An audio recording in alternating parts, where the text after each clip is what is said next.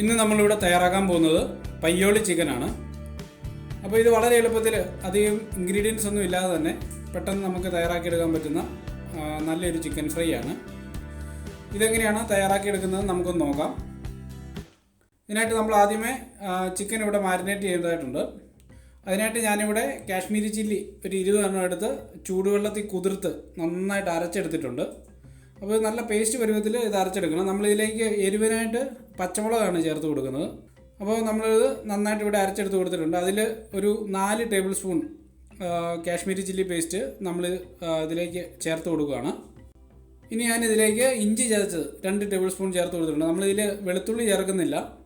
അപ്പം ഇഞ്ചി ചതച്ചത് 2 ടേബിൾ സ്പൂൺ ചേർത്ത് കൊടുത്തു. അതിനുശേഷം നമ്മൾ നല്ല ഫ്രഷ് കറിവേപ്പില കുറച്ച് ചേർത്ത് കൊടുത്തിട്ടുണ്ട്. ഇനി അതിനുശേഷം 1 ടീസ്പൂൺ മല്ലിപ്പൊടി, 1 ടീസ്പൂൺ ഗരം മസാല. അപ്പോൾ ഞാനിതിലേക്ക് ഇറച്ചി മസാല ചേർത്ത് കൊടുക്കുന്നില്ല. അപ്പോൾ അതിന് പകരമായിട്ടാണ് നമ്മളിത് രണ്ടും ചേർത്ത് കൊടുത്തിട്ടുള്ളത്. ഇനി അതിനുശേഷം ഞാനിതിലേക്ക് 1/4 ടീസ്പൂൺ മഞ്ഞൾപ്പൊടിയും കൂടെ ചേർത്ത് കൊടുത്തിട്ടുണ്ട്. ഇത് കഴിഞ്ഞ് ഞാനിതിലേക്ക് ഒരു 3 ടേബിൾ സ്പൂൺ നാരങ്ങാനീര് ചേർത്ത് കൊടുക്കുകയാണ്. അപ്പം വിനാഗിരി ചേർക്കേണ്ടവർക്ക് വിനാഗിരി ചേർക്കാവുന്നതാണ്. ഇനി അതിലേക്ക് ഒരു 2 ടേബിൾ സ്പൂൺ വെളിച്ചെണ്ണ, ഒരു 6-7 പച്ചമുളക് നടുക കീറിയത്. ഇനി അവസാനമായിട്ട് നമ്മളിതിലേക്ക് കുറച്ച് ഉപ്പും കൂടെ ചേർത്ത് കൊടുത്തിട്ടുണ്ട്. അപ്പോൾ നമ്മൾ ചിക്കനും കൂടെ കണക്കാക്കിയുള്ള ഉപ്പ് ഇതിലേക്ക് ചേർത്ത് കൊടുക്കേണ്ടതാണ്. ഇനി നമുക്കിതെല്ലാം കൂടെ നന്നായിട്ടൊന്ന് മിക്സ് ചെയ്യാം. അപ്പോൾ ഇതിൻ്റെ ഉപ്പ് നോക്കട്ടെ. കുറച്ച് ഉപ്പ് കുറവാണ്. അപ്പോൾ ഞാനിതിലേക്ക് കുറച്ചുകൂടെ ഒന്ന് ആഡ് ചെയ്യുവാണ്. ഇനി അതും കൂടെ കൂട്ടി നന്നായിട്ട് ഇതൊന്ന് മിക്സ് ചെയ്തെടുക്കാം. ഇനി നമ്മളിതിലേക്ക് ചിക്കൻ ചേർത്ത് കൊടുക്കുകയാണ്. അപ്പം ചിക്കൻ മീഡിയം കഷ്ണങ്ങളാക്കിയിട്ട് നന്നായിട്ട് കുറച്ച് വെള്ളത്തിൽ സോക്ക് ചെയ്ത് വെച്ചിട്ടുണ്ടായിരുന്നു. അപ്പോൾ ഇത് നമ്മൾ ഇതിലേക്ക് ചേർത്ത് കൊടുക്കുകയാണ്. അപ്പോൾ നമ്മൾ വെള്ളത്തിനകത്ത് കുറച്ച് ഉപ്പും തൈരും ഒഴിച്ച് നന്നായിട്ടൊന്ന് സോക്ക് ചെയ്ത് വെക്കുകയാണെങ്കിൽ ഇത് ഫ്രൈ ചെയ്ത് കഴിഞ്ഞും ഇതിൻ്റെ ഉള്ളിൽ നല്ല മയം ഉണ്ടാവും. അതിന് വേണ്ടിയിട്ടാണ് ഇങ്ങനെ സോക്ക് ചെയ്ത് വെക്കുന്നത്. അപ്പോൾ നമുക്ക് ഇതെല്ലാം കൂടി ഇട്ട് നന്നായിട്ട് ഇതൊന്ന് മിക്സ് ചെയ്ത് വെക്കാം. ഇനി നമുക്കിതൊന്ന് കവർ ചെയ്തതിന് ശേഷം നമുക്കൊരു 2 മണിക്കൂർ നേരം ഫ്രിഡ്ജിൽ മാറ്റി വെക്കാവുന്നതാണ്. അപ്പോൾ ആ നേരം കൊണ്ട് ഇതിലേക്ക് ഉപ്പും മുളകും ഒക്കെ നന്നായിട്ട് പിടിച്ചു വരും.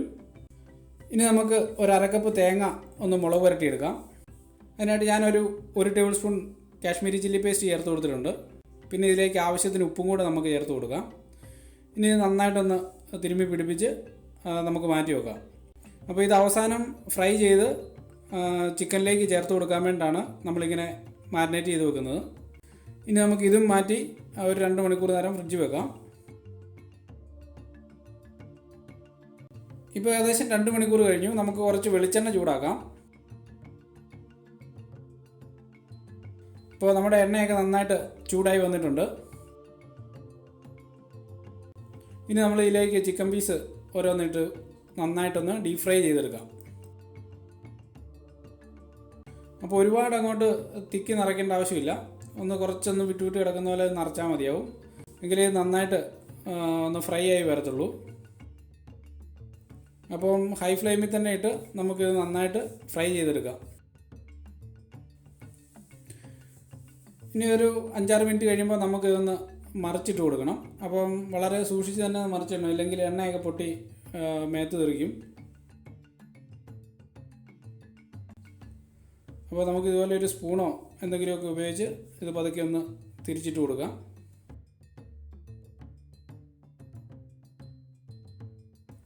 ഇനി ഇത് നന്നായിട്ട് ഫ്രൈ ആയി വരുന്നോടം വരെ നമുക്കിത് ഇടയ്ക്കിടയ്ക്ക് തിരിച്ചിട്ട് ഫ്രൈ ചെയ്തെടുക്കാം. ഇപ്പോൾ നമ്മുടെ ചിക്കൻ ഇവിടെ ഫ്രൈ ആയി വന്നിട്ടുണ്ട്. ഇനി നമുക്കിത് എണ്ണയിൽ നിന്ന് കോരി മാറ്റാം.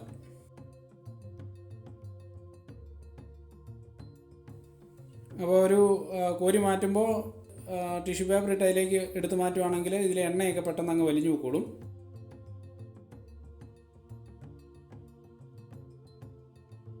അപ്പോൾ ഇത് മൊത്തം നമ്മൾ ഇപ്പോൾ എടുത്ത് മാറ്റിയിട്ടുണ്ട്.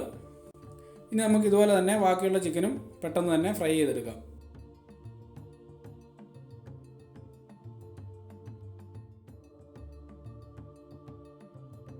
അപ്പോൾ അടുത്ത ബാച്ച് നമ്മൾ ഫ്രൈ ചെയ്ത് എണ്ണയിൽ നിന്ന് കോരിയെടുക്കുകയാണ്.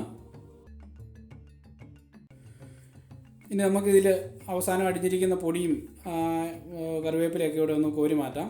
ഇല്ലെങ്കിൽ അത് കിടന്ന് അങ്ങോട്ട് കരിഞ്ഞു പോകും. അപ്പോൾ നമ്മൾ അതെല്ലാം കോരി മാറ്റി കഴിഞ്ഞു. ഇനി നമുക്ക് ഇതിലേക്ക് കുറച്ച് കറിവേപ്പിലയും കുറച്ച് പച്ചമുളകും കൂടെ ഒന്ന് വറുത്തെടുക്കാം. ഇനി നമുക്കിത് കോരി ചിക്കനകത്തോട്ട് ചേർത്ത് കൊടുക്കാം.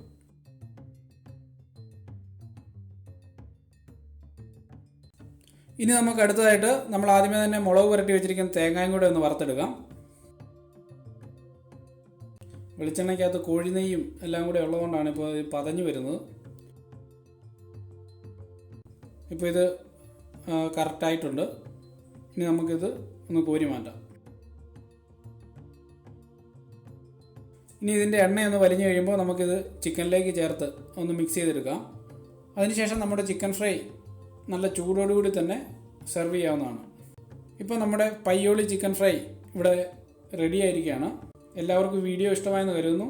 ഇഷ്ടപ്പെട്ടവർ ലൈക്ക് അടിക്കുക, അല്ലാത്തവർ ഡിസ്ലൈക്ക് അടിക്കുക. അതുപോലെ തന്നെ എല്ലാവരും ഇത് ട്രൈ ചെയ്യുക, അഭിപ്രായങ്ങൾ പറയുക.